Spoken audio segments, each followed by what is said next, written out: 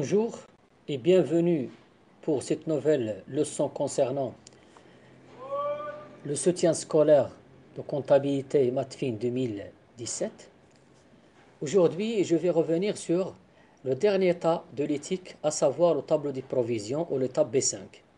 Cet état qui pose problème pour beaucoup d'étudiants alors qu'elle est simple.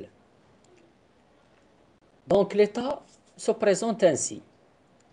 Donc vous avez la nature, le montant début d'exercice, les dotations, les reprises et le montant fin d'exercice.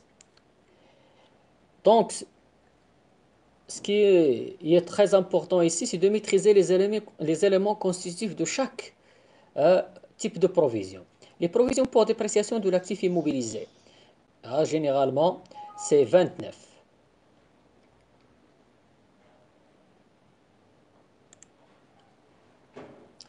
Les provisions durables pour risques et charges, 15.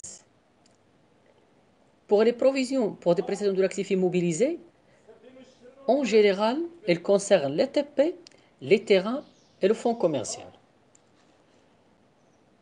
Les provisions pour dépréciation de l'actif circulant, ils regroupent les stocks, les créances et les TVP. Pour les créances et les TVP, vous avez les annexes qui vous aident à remplir cette ligne. Les autres provisions pour risques et charges, il s'agit de provisions pour risques et charges momentanées.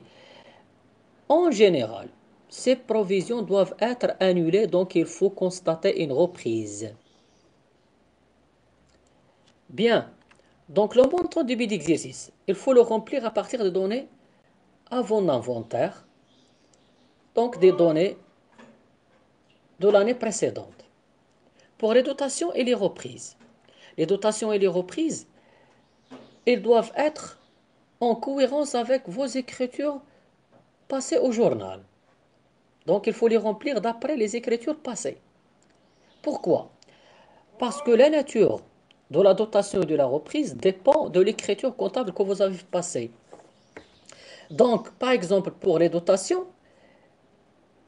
vous allez remplir la case d'exploitation si vous avez utilisé une dotation d'exploitation 619.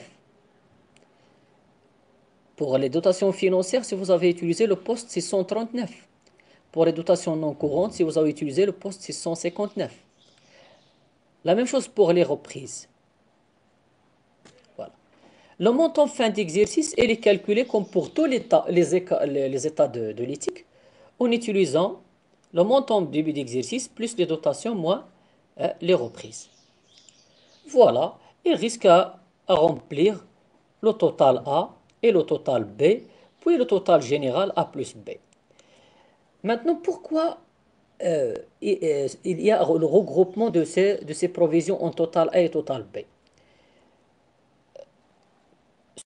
Cette division est liée au calcul de la CAF, parce que remarquez bien, pour les provisions pour dépréciation de l'actif immobilisé et les provisions pour risques et charges, ce sont des provisions durables. Donc, il entre au niveau des calculs de la CAF selon la méthode additive.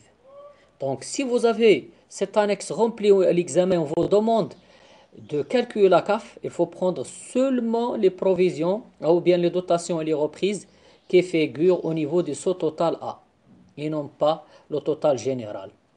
Merci de votre attention.